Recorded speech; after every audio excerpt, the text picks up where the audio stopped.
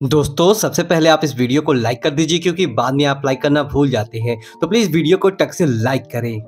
एक बार एक साधु महाराज अपने एक शिष्य के घर ठहरे हुए थे। काफी अमीर आदमी था वह शिष्य।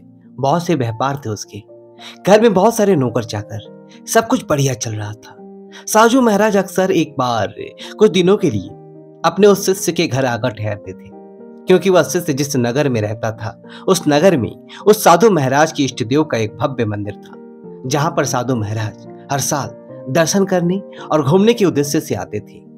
इसलिए वह जब भी मंदिर दर्शन करने आती तो उस शहर में रहने वाले अपने शिष्य के घर कुछ दिनों के लिए जरूर रुकते।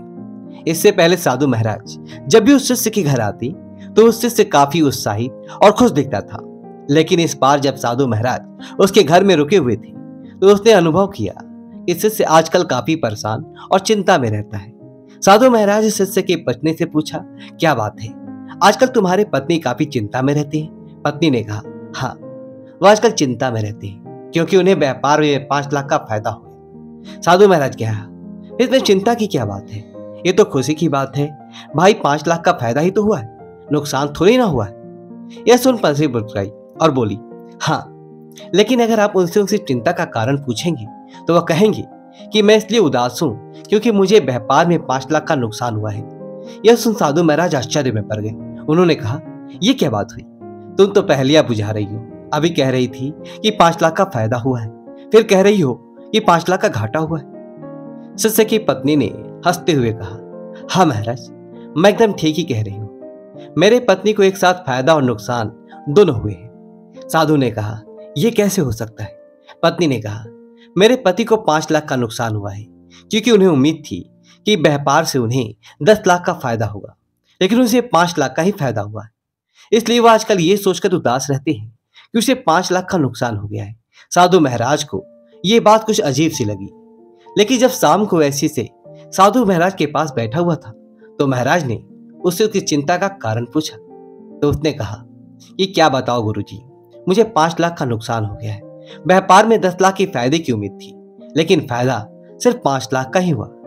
यह सुन साधु महाराज मन ही मन मुस्कुराए और सोचने लगे कि इस इंसान का ध्यान अपने 5 लाख के फायदे की तरफ नहीं है, बल्कि उस 5 लाख के नुकसान की तरफ है, जो 5 लाख सिर्फ इसकी उम्मीदें और आकांक्षाओं में थी, जो वास्तव में कभी थे ही नहीं। दोस्तों, सोचिए कि अगर उस इंसान को सिर्फ 5 लाख के फायदे की उम्मीद होती तो क्या वह दुखी होता? और अगर उसे सिर्फ 2 लाख के फायदे की उम्मीद होती और उसे 5 लाख का फायदा हो जाता तो वह तो खुशी के मारे झूम उठता। एक बात यह साफ साफ होती है कि इंसान के दुख का कारण उसकी उम्मीद ही है, उसकी आकांक्षाएं हैं। इंसान बहुत बड़ी बड़ी उम्मीदें और आकांक्षाएं मन में पाल लेता है, और जब वह उम्मीदें और आकांक्षाएं पूरी नहीं होती तो इंसान दुखी हो जाता है। ध्यान रहे कि जितनी बड़ी अपेक्षाएं होगी उतना ही ज्यादा असंतोष पैदा होगा। अपेक्षा कम तो असंतोष भी कम, अपेक्षाएं सोनी तो असंतोष भी सोनी। आइए इस पर सदन में एक दूसरी कहानी सुनते हैं। सुकरात एक बहुत बड़े दार्शनिक और ज्ञानी व्यक्ति थे।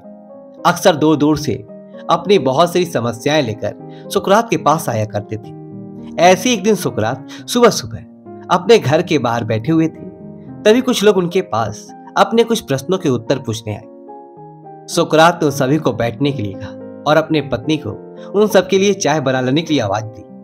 इसके बाद सुकरात उन सबके साथ बातचीत करने में मग्न हो गए। कुछ देर बाद पत्नी चाय बनाकर ली। पति ने पीछे से सुकरात को चाय ले जाने के लिए आवाज लगाई, लेकिन सुकरात नहीं सुने। पति 2 बार 3 बार और बार आवाज लगाई, लेकिन सुकरात बातचीत में मग्न थे। इस बात पर पत्नी को सुकरात के ऊपर इतना गुस्सा आया कि उसने चाय से भरी केतली को सुकरात के सर के ऊपर खाली कर दिया। सुकरात का आधा चेहरा जल गया, लेकिन सुकरात अचानक से खड़े होकर आसमान की तरफ देखते हुए हाथ जोड़ने लगे। ये सब देखकर वहां आसपास से बैठे लोग उतर गए और सुकरात से पूछा, क्या हुआ? सुकरात ने कहा, कुछ नहीं, आधा चेहरा जलने से बच गया, इसलिए भगवान का शुक्रिया अदा कर रहा हूं। पूरा भी जल सकता था, लेकिन उसने बचा लिया। यहां सुकरात का ध्यान अपने आधे बचे हुए चेहरे पर। इसी को बोलते हैं सकारात्मक सोच, पॉजिटिव थिंकिंग। और जो भी आपके पास है, ये जो भी कुछ बचा हुआ है, उसके लिए शुक्रिया अदा करें, क्योंकि हो सकता था ये भी चला जाता।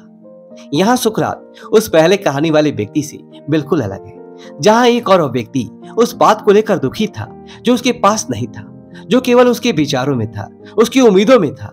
वही दूसरी ओर सुकरात उस आधे चेहरे के लिए खुश है और भगवान को शुक्रिया अदा कर रहे हैं जो जलने से बच गया। जो इंसान सपनों में नहीं बल्कि अर्थात में जीता है वह कभी दुखी नहीं रह सकता। साथ ही ऐसा इंसान जो हर खराब परिस्थिति में भी अच्छाई ढूंढ ले और हर छोटी चीज के लिए भगवान का धन्यवाद करे, उसे ज्यादा संतुष्ट इंसान इस दुनिया में दूसरा कोई हो ही नहीं सकता। हर महान इंसान में इस बात पर जोर दिया है कि ग्रेटिट्यूड इन पॉजिटिव थिंकिंग तो ऐसी चीज है जो अगर कोई अपने अंदर धारण कर ले ये उसकी पूरी जिंदगी बना सकती है। एटीट्यूड यदि आभार व्यक्त करने में बड़ी ताकत है। यह इंसान को अगर से शांति देती है।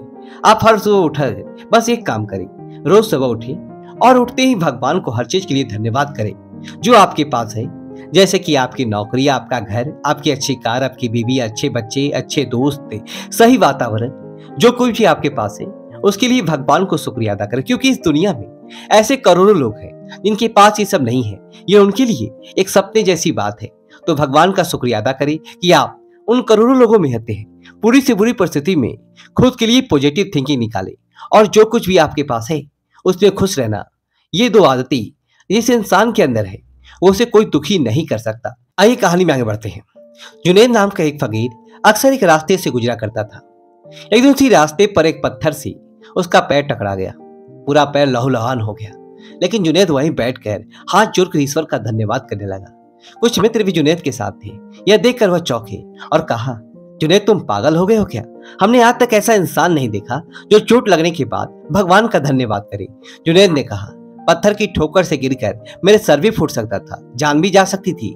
अच्छा हुआ कि सिर्फ पैर में ही चोट लगी और बच गए, क्योंकि इससे भी बुरा हो सकता था। अब जुनैद जैसे इंसान अगर फांसी भी लगा दी जाए तभी वह भगवान का शुक्रिया अदा करेंगे, क्योंकि फांसी से भी ज्यादा दर्दनाक मौतें इस दुनिया में है। धन्यवाद का भाव तो केवल उसी व्यक्ति में हो सकता है जिसकी कोई उपेक्षा नहीं है, जो सिर्फ अपना कर्म करता है बिना किसी उपेक्षा के। फिर ऐसे व्यक्ति को जो कुछ भी मिलता है वह उसके लिए धन्यवाद अदा करता है और खुश रहता है। धन्यवाद अदा करने में एक अलग ही शक्ति है। आप अगले 1 महीने तक रोज आपके पास जो कुछ भी है उसके लिए ईश्वर का धन्यवाद करें। 1 महीने के बाद आप पाएंगे कि आपके अंदर एक गजब की शांति और संतुष्टि नजर आएगी। दोस्तों, आपको वीडियो को लाइक करें और कमेंट बॉक्स में नमः शिवाय लिखकर हमारे चैनल सब्सक्राइब करें। धन्यवाद दोस्तों।